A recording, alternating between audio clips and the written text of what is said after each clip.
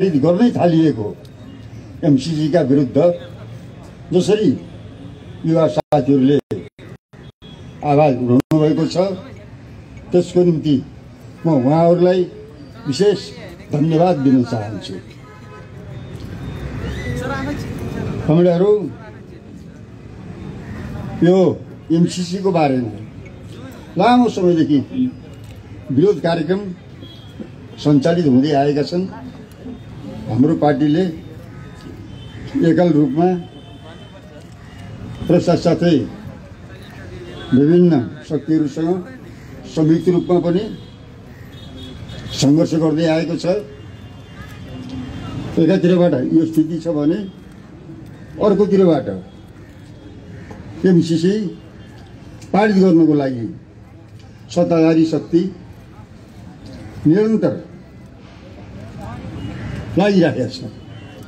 यो स्थितिमा म आज सबभन्दा पहिले एमसीसीकै बारेमा थोरै कुरा राख्न चाहन्छु र त्यसपछि अन्य सामूहिक विषयहरूको बारेमा पनि सम्भव भयो भने म थोरै कुरा राख्नेछु। खास गरी एमसीसीको बारेमा कुरा गर्दा यो सही कार्यक्रम हो, यो नेपालको विकास अभिप्रेरित कार्यक्रम हो भनेर भन्ने गरिन्छ, तर वास्तवमा त्यो नितान्त झुट हो। यो विकाससँग सम्बन्धित कार्यक्रम होइन। सामान्य विकाससित सम्बन्धित मात्रै कार्यक्रम भएको भए धेरै विरोध गर्नुपर्ने आवश्यकता थिएन। वास्तवमा भन्ने हो भनेदेखि यो विकाससँग सम्बन्धित भन्दा पनि देशको राष्ट्रिय स्वाधीनतामाथि खलल पुर्याउने खालको यो कार्यक्रम हो। कमरेडहरू तथा मित्रहरू, हामीले के बुझ्न जरुरी छ भन्नुहुन्छ भने प्रायः मानिसहरू के ठान्छन् भने अब उपनिवेशवाद पनि समाप्त भयो, साम्राज्यवादी उत्पीडन पनि समाप्त भयो भनेर भन्ने गर्छन्, तर त्यो बिल्कुल गलत हो। दोस्रो विश्वयुद्धपछि, दोस्रो विश्वयुद्धको बेलासम्म उपनिवेश ठाडो रूपमा हुने गर्थ्यो र दोस्रो विश्वयुद्धपछि उपनिवेश नव उपनिवेशका रूपमा लागू गर्ने प्रयासहरू भइरहेका छ भनेर भन्नुहोस्। हामीले यो ऐतिहासिक सन्दर्भलाई राम्रोसँग बुझ्न जरुरी छ भनेर भन्नुहोस्। त्यसकारणले अमेरिकीहरूले र साम्राज्यवादीहरूले दोस्रो विश्वयुद्ध पश्चात फेरि विकासका नाममा फेरि अविकसित उत्पीडित मुलुकहरूमाथि आफ्नो शोषण उत्पीडन अर्कै तरिकाले अगाडि बढाउन थाले। यसलाई नवोपनिवेशवाद भनेर भनियो। यसबारेमा सबभन्दा पहिले त चीनको कम्युनिस्ट पार्टी अथवा भनौँ माओ सेतुङले नेतृत्व गरेको कम्युनिस्ट पार्टीले यो अब औपनिवेशिक तरिका हो, नवौपनिवेशिक तरिका हो भनेर उहाँले भन्नुभयो। ठाडो उपनिवेश र नवौपनिवेशमा फरक के हुन्छ भन्नुहुन्छ भने ठाडो उपनिवेशमा प्रत्यक्ष आउँछन् विदेशीहरू, नवौपनिवेशमा के गर्छन् भनेदेखि सहायताका नामबाट आउँछन्। त्यहाँका शासक वर्गहरूसँग विभिन्न किसिमका सम्झौताहरू गरेर आफ्ना स्वार्थहरू सिद्ध गर्ने प्रयत्न गर्छन्। त्यसकारणले यो के हो भनेदेखि नवोपनिवेशवादद्वारा उत्प्रेरित छ। शासक वर्गहरू कठपुतली सत्ताधारीहरूले पास गर्नुपर्छ भनेर किन भनिरहेका छन् भन्नुहुन्छ भने तिनीहरूले दलाली गर्दैछन्। त्यसकारणले यो नवोपनिवेशवाद उत्प्रेरित कार्यक्रम हो। पहिलो कुरा हामीले यो बुझ्नु जरुरी हुन्छ भनेर भन्नुहोस्। साम्राज्यवादीहरू भन्ने गरिन्थ्यो एउटा हातमा बाइबिल समातेर धर्मको नाममा र अर्को हातमा बन्दुक लिएर आउने गर्दै हिजो। आज त्यो भन्दा एउटा हातमा विकास र उन्नयनको प्याकेज पकडेर अर्को हातमा सैन्य गठबन्धन, सैन्य क्याम्प बनाउनको लागि आउने दुस्साहस गरिराखेका छन्। यो के हो भन्नुहुन्छ भनेदेखि नवउपनिवेशवादको ऐतिहासिक र सैद्धान्तिक सन्दर्भलाई हामीले बुझ्न जरुरी छ कमेन्टहरू। त्यसकारण नवउपनिवेशवाद के हो, कसरी आउँछ र सम्बन्धित देशका शासक वर्गसँग मिलेर कसरी जनताका विरुद्ध त्यो जान्छ भन्ने कुराको रहस्य हामीले यो एमसिसीमा बुझ्न जरुरी छ। पहिलो कुरा। दोस्रो कुरा के हो भन्नुहुन्छ भनेदेखि यो कार्यक्रम खास गरिकन एमसिसी कार्यक्रम हिन्द प्रशान्त रणनीतिसँग जोडिएको छ। हिन्द प्रशान्त रणनीतिसँग यो जोडिएको कार्यक्रम हो। यो सैन्य कार्यक्रम हो। सैन्य कार्यक्रमसँग जोडिएको कार्यक्रम होइन भनेर थुप्रैले भनिराखेका छन्। एकातिर एक थरीले यो के हो भनेदेखि हिन्द प्रशान्त रणनीतिसँग जोडिएको छ भनेर भनिएको सन्दर्भ छ।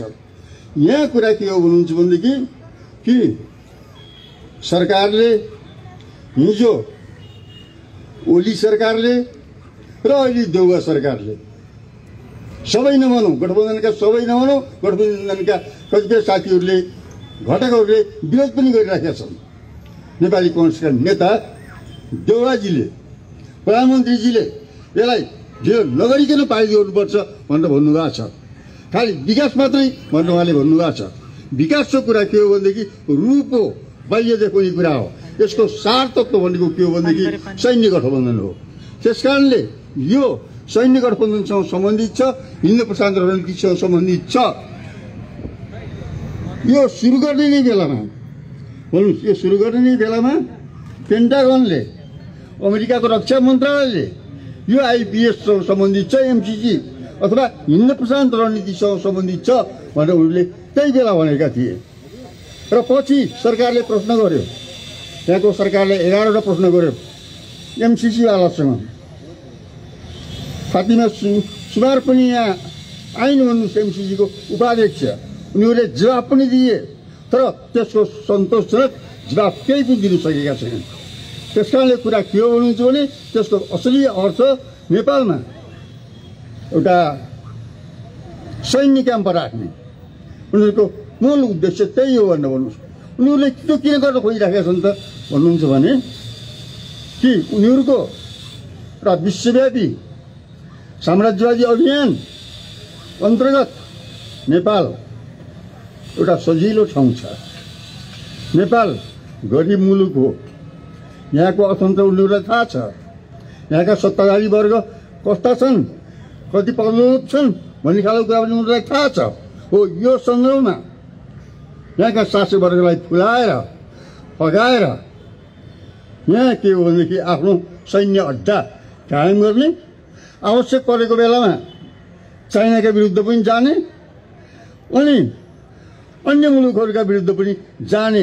इन्डिया पनि सुरक्षित छैन, उनीहरूले पनि गम्भीरतापूर्वक हेरिरहेका छन्। अन्य मुलुकका विरुद्ध जाने भन्ने हिसाबले उनीहरू चाहिँ यहाँ आइरहेका छन्। त्यसकारणले यो एउटा चाहिँ गलत किसिमको भन्नुहोस् सैन्य अभियान भनेर भन्नुहोस्, यसको सशक्त विरोध गर्न जरुरी छ। हाम्रो संविधानमा अहिले पनि भनेर भन्नुहोस् लेखिएको छ, असंलग्न परराष्ट्र नीति भनेर लेखिएको छ। असंलग्न परराष्ट्र नीति अब खतम हुन्छ, देशको सार्वभौमिकता खतम हुन्छ। त्यसकारणले यो के हो भने सैन्य गठबन्धन हो, सैन्य त्याग हो र यसको सारमा यो के हो भनेदेखि देश र जनताका विरुद्ध परिलक्षित छ भन्ने कुरा हामीले बुझ्नुपर्छ र यसलाई कुनै पनि हालतमा हामीले एउटा पारित गर्न हामीले दिनु हुँदैन। अब कुरा के आउँछ भन्नुहुन्छ भनेदेखि हामी कसरी जाने त, कसरी लड्ने त भन्दाखेरि हामी एकल रूपमा हाम्रो पार्टी, हाम्रा जनवर्गीय मोर्चाका साथीहरूको साथसाथै अन्य शक्तिहरू जुन हामीले लामो समयदेखि कार्यकर्ता गर्दै आइरहेका छौँ, ती सबै शक्तिहरू गोलबन्द भएर जान जरुरी छ। अहिलेसम्म यसलाई पारित गर्ने हिम्मत किन आएन भने त्यही सत्तामा बसेका शक्तिहरूले पनि यसो लगातार विरोध गरिरहेका छन्। त्यसकारणले कुरा के हुनुहुन्छ भनेदेखि सबै शक्तिहरू एकताबद्ध भएर हामी जान जरुरी छ। तर सत्तामा भएका शक्तिहरूलाई हामीले त्यति भर पर्दो देखिरहेका छैनौँ। के गर्ने हुन् उनीहरू? अहिलेसम्म उनीहरूले विरोध गरिरहेछन्, त्यो स्वागत योग्य कुरा छ। तर अब के हो भन्नुहुन्छ भनेदेखि कति टिक्ने हुन् उनीहरू, त्यो हामीले हेर्न बाँकी छ। त्यस कारणले दृढतापूर्वक उभिनुपर्ने के हो भनेदेखि एउटा क्रान्तिकारी शक्ति हो। हामीहरू दृढतापूर्वक उभिन जरुरी छ र एमसिसीका विरुद्ध निरन्तर सङ्घर्ष गर्नु जरुरी छ र हामीले अन्य शक्तिलाई पनि हामीले आकर्षित गर्न, तान्न, एकताबद्ध गर्न जरुरी छ र यो एमसिसीलाई कुनै पनि हालतमा पारित गर्न दिनु हुँदैन। मूल रूपमा मैले एमसिसीसँग भन्नुपर्ने कुराहरू यिनै हुन्। तपाईँहरू म अलिकता यो अहिलेको परिस्थितिको बारेमा थोरै कुरा राख्न चाहन्छु। थोरै कुरा के भन्नुहुन्छ भनेदेखि अहिलेको परिस्थिति हेर्नुहोस्, राजनीतिक परिस्थिति एकातिरबाट राम्रो पनि छ, अर्कोतिरबाट जटिल पनि छ भन्नुहोस्। तर अहिलेको परिस्थिति हिजोको जस्तो छैन। केही बदलिँदै, केही नयाँ ढङ्गले अगाडि बढ्दै गइरहेको छ। यो परिस्थितिलाई हामीहरूले, जनताले, सबैले राम्रोसँग बुझ्न जरुरी छ भनेर भन्नुहोस्। हिजोसम्म यो संविधान, यो संसदीय व्यवस्था उत्कृष्ट व्यवस्था हो, यसको कुनै विकल्प छैन भनेर शासक वर्गहरू डुक्रिने गर्थे। शासक वर्ग मात्रै होइन, त्यही पुरानो संसदीय व्यवस्थाको रक्षा कवच बनेका संशोधनवादीहरू आफूलाई कम्युनिस्ट नामबाट परिचित गराउनेहरू के भन्ने गर्थे भने अब हामीभन्दा अर्को कोही पनि छैन अब दुनियाँमा। एकता गरे उनीहरूले, नेकपा, डबल नेकपा बनाए उनीहरूले। हामी सबैलाई थाहा छ डबल नेकपाका तत्कालीन प्रधानमन्त्री ओलीजी अत्यन्तै भन्नुहोस् विचित्र ढङ्गले यो दुनियाँमा अरू कोही छैन, यो दुनियाँ म मात्रै हुँ, उहाँले आफूलाई सम्राट जस्तै गरेर बडा फुर्ती आफ्नो हो। अब यो आफ्नो पुरै कार्यकालले बिताउँछ। कार्यकाल मात्रै होइन, यो गठबन्धनले 50 वर्ष बिताउँछ। अब यहाँ अर्को सत्ता व्यवस्था कोही आउनेवाला छैन, सब यो संसदीय धारमा आउने भयो भनेर फुर्ती लगाउनु हो। हामी सबैलाई थाहा छ। एकदम के हो भनेदेखि मत्ता हात्तीले जस्तै भनेर भन्नुहोस्। समृद्ध नेपाल, सुखी नेपाली आफूभन्दा दुनियाँमा कोही पनि छैन भनेर भन्नु हो।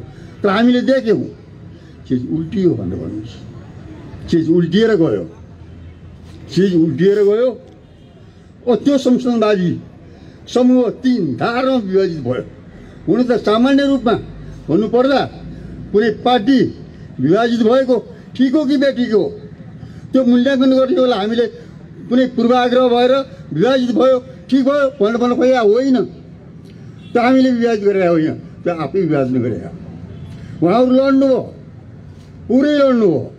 त सैद्धान्तिक बहस एउटा पनि थिएन भनेर भन्नुहोस्। खालि पद प्रतिष्ठाको निम्ति संसदीय व्यवस्थाको सर्वोच्चता भनेर भन्नुहुन्थ्यो। तर खोइ हामीले हेर्दै गयौँ। गत पुस 5 गतेदेखि यताको अवस्थामा आउँदाखेरि स्थिति के भयो त भन्दाखेरि संविधान सभाको विघटन, फेरि संविधान सभाको पुनर्स्थापना, यो चक्र घुम्दै गयो।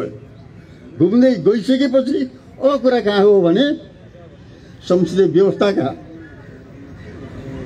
सञ्चालकहरू अथवा भन्नुहोस् पुरानो सत्ता र व्यवस्था जोगाउने कम्युनिस्ट नामधारी शक्तिहरू केही गर्न सकेनन्, निरीह भए। अब संसदको ठाउँ कसले लियो भनेदेखि अदालतले लियो। परमादेशद्वारा प्रधानमन्त्री बनाउने खालको कुराहरू आयो। हेर्नु स्थिति के हो भन्दाखेरि यो संसदीय व्यवस्थाको असफलता हो। संसदीय व्यवस्थाको असफलता हो। परमादेशद्वारा प्रधानमन्त्री बनाउने। हुन त ओलीजीले भन्नुहुन्छ परमादेशद्वारा प्रधानमन्त्री बनाइयो भनेर। हुन त कुरा के हो भन्नुहुन्छ भनेदेखि अब त्यो राम्रो कुरा त होइन। तर के गर्ने? अदालतले ठिकै गर्यो भनेर भन्नुहोस्। अदालतले के गर्ने? राजनीतिक दलहरू असक्षम भएको अवस्थामा, निर्वाचन आयोग असक्षम भएको बेलामा, कुनै राति निर्णय गर्न नसकेको बेलामा अदालतले जे गर्यो एक अर्थमा ठिकै गर्यो भनेर भन्नुहोस्। तर के हो भनेदेखि ठिक त गर्यो, तर के हो भनेदेखि संसदीय व्यवस्थाको सर्वोच्चता सिद्ध्यायो भनेर भन्नुहोस्। हो यो स्थिति देशमा देखा पर्यो। र यसले के भन्छ भन्नुहुन्छ भने अब संसदीय व्यवस्था यो संविधान उत्कृष्ट छ भनेर गफ हाँक्नु पर्दैन। हेर्नुहोस्, यी टुक्रिँदै हिँड्ने अवसरवादी पार्टीहरू, संशोधनवादी पार्टीहरू र ठुला पार्टी भनेर घमण्ड गर्ने पुनर्मुसीको भव, पुनर्मुसीको फेरि मुसा जस्तै हुँदैछन् भनेर भन्नुहोस्। फेरि एकता गर्नुपर्छ, फेरि अर्को ढङ्गले आउनुपर्छ भनेर कुरिराखेका छन्। हामीले यो स्थितिलाई गम्भीरतापूर्वक हेर्नुपर्छ, बुझ्नुपर्छ।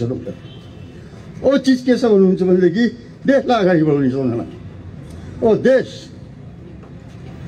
राष्ट्रियताका समस्या, लिम्पिया धुरा फिर्ता गर्ने कुरा, लिपुलेख, त्यहाँबाट चाहिँ भारतीय सेना हटाउने कुरा, कालापानी क्षेत्रबाट हटाउने कुरा, सीमा अतिक्रमणका विरुद्ध लड्ने कुरा, जनताका जनतान्त्रिक हक अधिकारको रक्षा गर्ने कुरा र त्यसको साथसाथै जनजीविकाका समस्या अत्यन्तै बेहाल भएका छन्। जनता थुप्रो यो युवा, नेपाली युवाहरूले आफ्नो देशमा परिश्रम गर्न नपाएर विदेशमा जाने, रेमिटेन्सबाट आएको पैसाले यिनीहरूले चाहिँ मैमजा गर्न यो स्थिति आइरहेको छ। त्यसलाई जनजीविकाका समस्याहरू एकदम जटिल भएका छन्। मजदुरहरूका समस्या जटिल भएका छन्, सुकुम्बासीहरूका समस्या जटिल भएका छन्। र यी समस्या राष्ट्रियता, जनजन र जनजीविकाका समस्या समाधान गर्नका लागि अब फेरि अर्को परिवर्तनको आवश्यकता छ, अर्को वैकल्पिक शक्तिको आवश्यकता छ। र अबको विकल्प भनेको नयाँ जनवाद हो, नयाँ जनवादी क्रान्ति हो। अबको विकल्प त हो पहिलेदेखि, अहिले पनि के हो भनेदेखि नयाँ जनवाद, वैज्ञानिक समाजवाद अब टटकारो भएको छ। अब हामी के हो भनेदेखि नयाँ जनवादी क्रान्तिको तयारीमा, वैज्ञानिक समाजवादको तयारीमा सक्त ढङ्गले अगाडि बढ्न जरुरी छ। यद्यपि हाम्रो शक्ति अझै कमजोर छ, तर चिन्ता गर्नु हुँदैन। कमजोर छ भने चिन्ता गर्नु हुँदैन। हाम्रो शक्ति हामीले मिहिनेत गर्नुपर्छ, शक्ति हामी बढाउँछौँ भनेर भन्नुहोस्। हामीले पहिलो कुरा त यो बेला हाम्रो पार्टीले सच्चा क्रान्तिकारीहरूसँग पार्टी एकताको निम्ति जोरदार आवाज उठाइरहेका छ। अब क्रान्तिकारीहरू मिल्नुपर्छ, एकताबद्ध हुनुपर्छ। त्यो कुनै विकल्प छैन। अब एकताबद्ध हुनु बाहेक एकताबद्ध हुनुपर्छ। र क्रान्तिकारी शक्ति हामी मात्रै नहौँ, हामी बाहिर पनि थुप्रै छन्। त्यही संशोधनवादी किताभित्र पनि थुप्रै क्रान्तिकारी साथीहरू छन्। अनि यो छिद्रेर रहेका क्रान्तिकारी साथीहरू, यो साथीहरूलाई एकताबद्ध गर्दै हामी दृढतापूर्वक अगाडि बढ्नुपर्छ। र अब नयाँ जनवादी क्रान्तिको तयारी गरेर हामीले पुरानो सत्ता व्यवस्थालाई ध्वस्त पार्दै जानुपर्छ। र एउटा आजको विकल्प नयाँ जनवाद नै हो। त्यो नयाँ जनवादको विकल्पको निम्ति हामीले दृढतापूर्वक अगाडि बढ्न र एउटा तयारी गर्न जरुरी छ।